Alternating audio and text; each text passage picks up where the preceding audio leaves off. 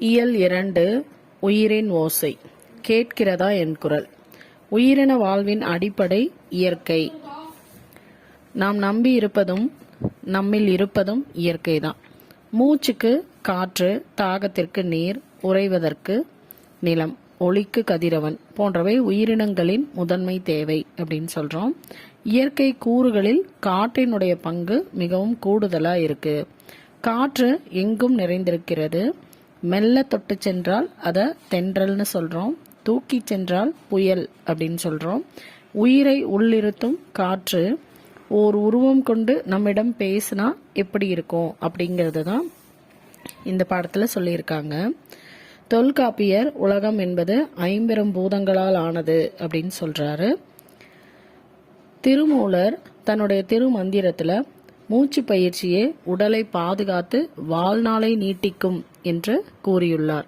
ஔவையார் தன்னுடைய குரல்ல, அதாவது தன்னுடைய குரல் வாயு தாரணை எனும் அதிகாரத்தில் 49வது குரல்ல வாயு வழக்கம் அறிந்து செறிந்தடங்கில் ஆயுள் பெருக்கம் உண்டாம் என்று காற்றை சிறப்பித்து சொல்லியிருக்காங்க.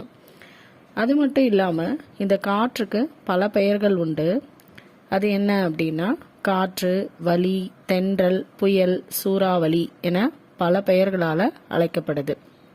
அது மட்டும் இல்லாம பருவநிலை, சூழல், வீசும் வேகம் ஆகியவற்றிற்கு ஏற்ப இந்த காற்று தென்றல் காற்று, பூங்காற்று, கடல் காற்று, பனிக்காற்று, வாடை காற்று, மேல் காற்று, கீழ்காற்று, மென்காற்று, இளந்தென்றல், புழுதிக்காற்று, ஆடிக்காற்று, கடுங்காற்று, புயல் காற்று, பேய் காற்று, சுழல் காற்று, சூறாவளி காற்று என பல்வேறு பெயர்களால் அழைக்கப்படுகிறது.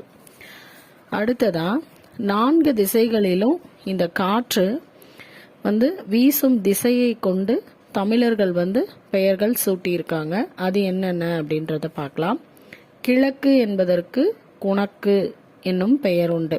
கிழக்கிலிருந்து வீசும்போது கொண்டல் என்று அழைக்கப்படுது. கொண்டலாக இருக்கும் பொழுது குளிர்ச்சி தருது. இதனால மழையை தருகிறது.